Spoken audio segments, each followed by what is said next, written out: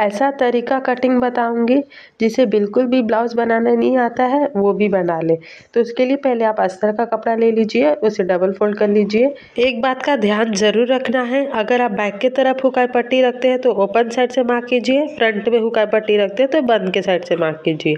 सबसे पहले हम हुकाई पट्टी मार्क कर लेंगे और लाइन बना देंगे। अब आप अपना ब्लाउज़ ले लीजिए या फिर आप बॉडी से भी नाप सकते हो।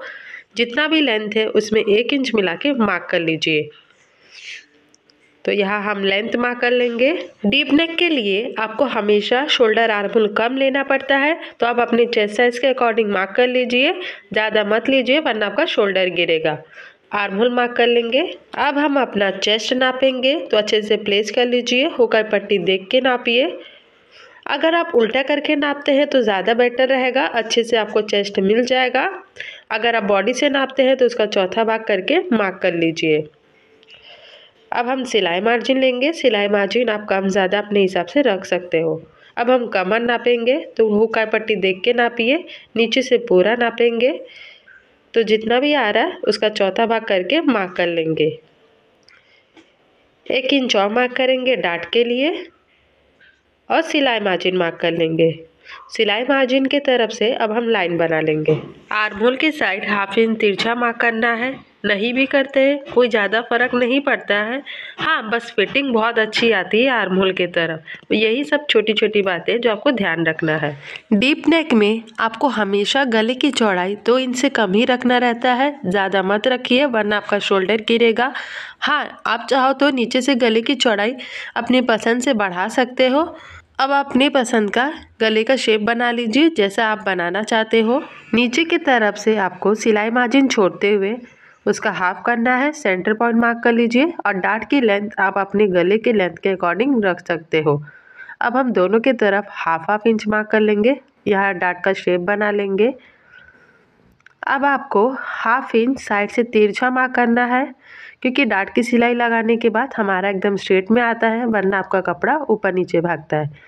इस बात का ध्यान दें। अगर आप नहीं भी लेते तो इससे ज़्यादा कोई फ़र्क पड़ता नहीं है, फिटिंग अच्छी आती है, बस यही छोटी छोटी बात का ध्यान रखना है। फ्रंट पार्ट हम पेपर पे कटिंग करेंगे, क्योंकि हमें बहुत सी चीज़ें चेंजेस करना पड़ता है और एक भी गलती भी नहीं करनी है, अच्छे से ब्लाउज बनाना है इसलिए।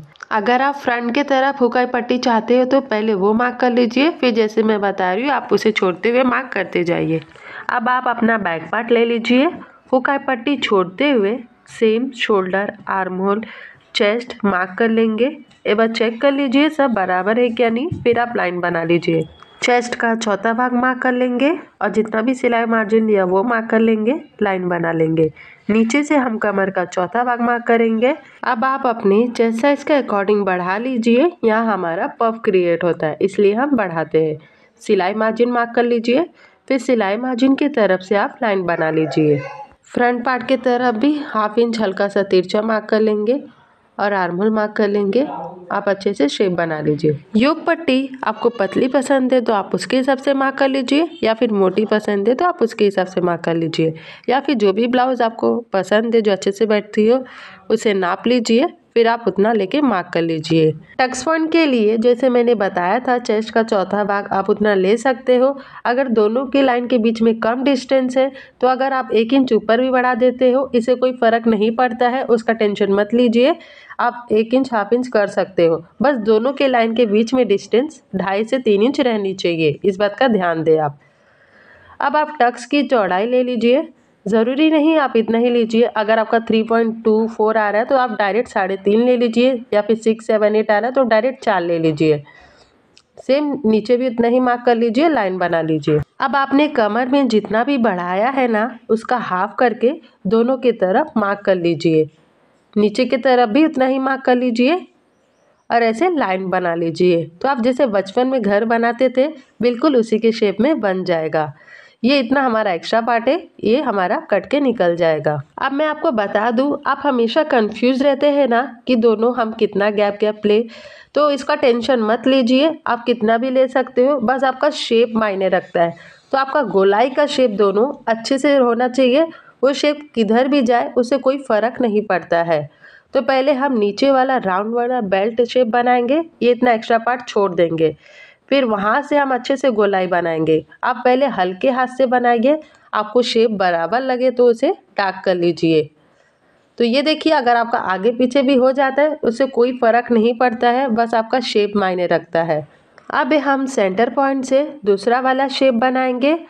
ये ध्यान मत दीजिए कि आपका एग्जैक्ट जा रहा है क्या नहीं, बस आप अपने शेप पे ध्यान दीजिए, बाकी वो किधर भी जाए उससे फ़र्क नहीं पड़ता है। तो ये देखिए मेरा दोनों अच्छे से शेप बन गया है। अब यहाँ से हम 1/2 इंच पे टक्स पॉइंट मार्क करेंगे।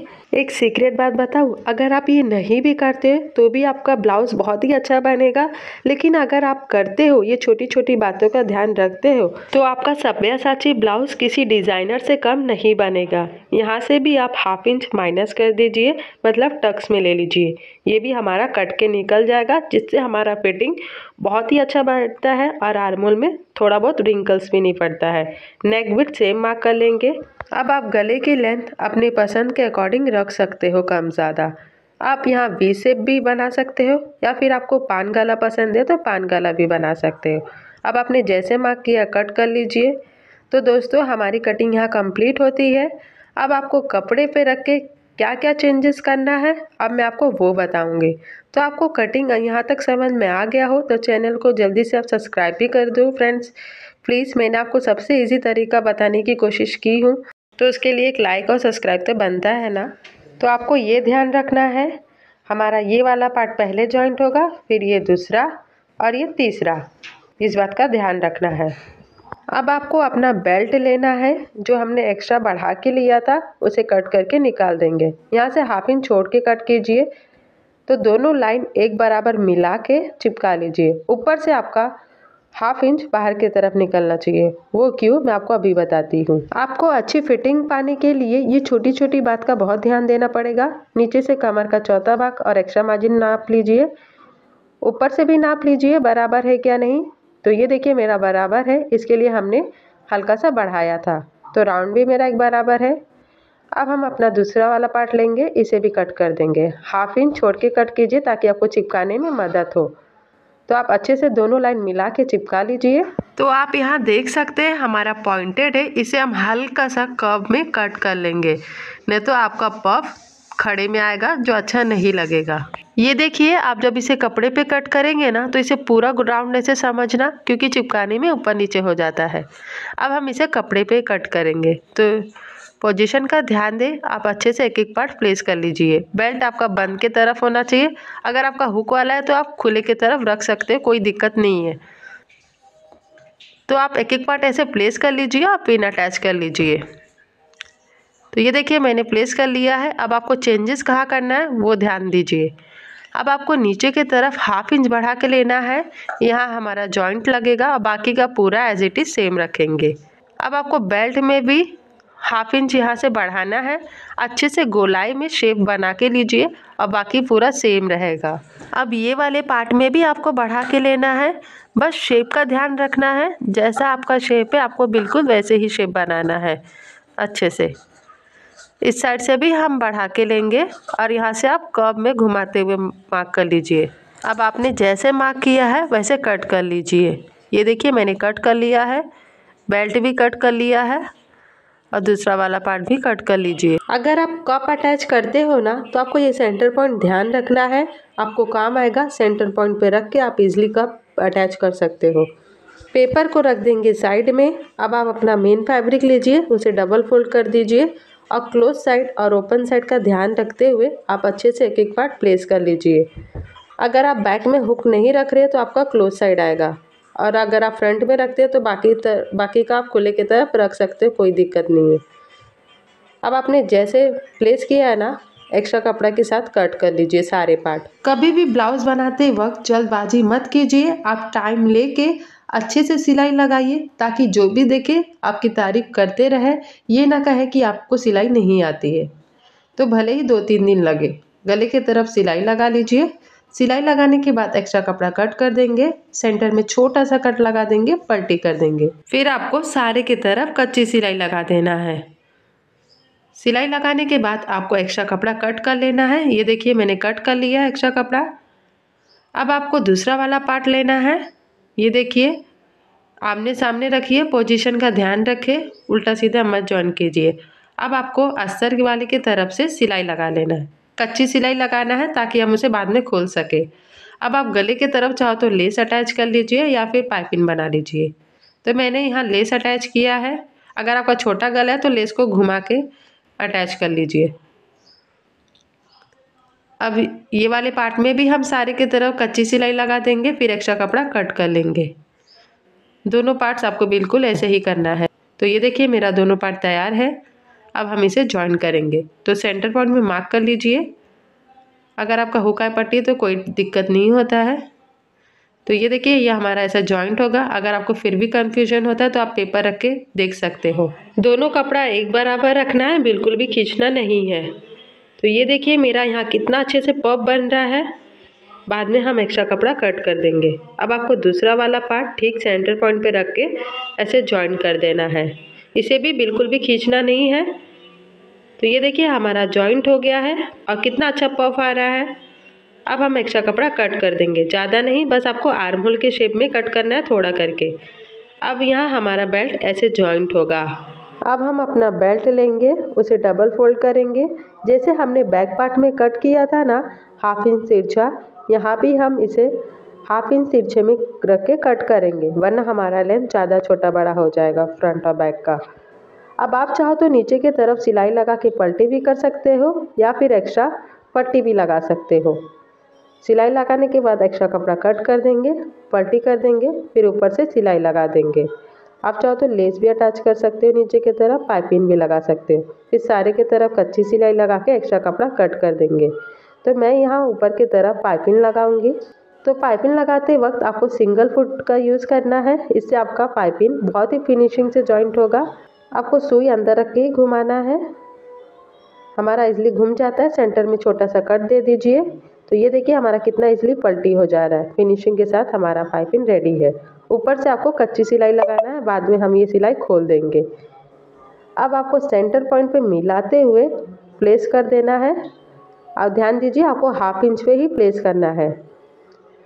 पिन अटैच कर लीजिए। यहाँ से आपको ऐसे लेंथ नहीं नापना है, आपको गले की तरफ से ऐसे नापना है। तो हमारा यहाँ लेंथ बराबर है, दोनों की तरफ सेम लेंथ होना चाहिए। अब हम सिलाई लगा देंगे। तो आपको सेंटर पॉइंट से ऐसे सिलाई लगा देना है। दूसरे की तरफ भी सिलाई लगा लीजिए, फिर एक बार और सिलाई लगा लीजिए, डबल सिलाई। तो हमारा यहाँ फ्रंट पार्ट तैयार है। अगर आपका कपड़ा छोटा बड़ा हो रहा है तो उसे कट कर लीजिए, ज़्यादा नहीं, थोड़ा थोड़ा ही कट कीजिए। अब मैं आपको बता दूं, अगर आप ऐसे गले बना लिए हो ना तो पहनने में अनकंफर्टेबल हो रहा है, तो आप ऐसे कपड़ा ले लीजिए, उसे डबल फोल्ड कर लीजिए। आपको जितना गले का लेंथ पहनने में अच्छा लगता है उतना मार्क कर लीजिए, फिर आप ऐसे कपड़ा जॉइन कर लीजिए, आप इजीली पहन सकते हो। ये भी देखिए मैंने बैक पार्ट तैयार कर लिया है। अब हम शोल्डर जॉइन कर लेंगे। उससे पहले आप साइड से नाप के देखिए, छोटा बड़ा हो रहा है तो आप उसे आर्म होल के शेप में कट कर लीजिए। पूरा काटने की ज़रूरत नहीं है, थोड़ा थोड़ा ही काटिए, बस एक्स्ट्रा कपड़ा ही काटिए दोनों के तरफ। अब आप अपना शोल्डर जॉइन कर लीजिए, स्लीव जॉइन कर लीजिए। शोल्डर डीप नेक में आपको हमेशा शोल्डर हल्का सा तिरछा जॉइन करना है, इस बात का ध्यान दें। एक्स्ट्रा कपड़ा कट कर देंगे। अब मैं आपको फिटिंग का निशान लगाना बताती हूँ। ये देखिए मैंने स्लीव जॉइन कर लिया है। अब हम कपड़े को उल्टा कर लेंगे। तो हमने जितना भी एक्स्ट्रा मार्जिन लिया है कमर में उतना मार्क कर लेंगे। चेस्ट की तरफ भी, स्लीव में भी आप उतना ही लेते हो सेम, तो उतना मार्जिन मार्क कर लीजिए। तो हमें 3 पॉइंट मिल जाएगा। आपको कमर से लेके स्लीव तक एकदम सीधा लाइन बनाना है। आपका चेस्ट का पॉइंट थोड़ा आगे पीछे होता है तो चलेगा, उसका टेंशन मत लीजिए, वो पफ में एडजस्ट हो जाता है। बस आपका एकदम स्ट्रेट लाइन चाहिए, नहीं तो आपका फुगा फुगा झोल मारेगा, अच्छा फिटिंग नहीं आएगा। तो आपने जैसा लाइन बनाया ठीक उसी पे सिलाई लगा लीजिए। Thank you for watching, bye bye.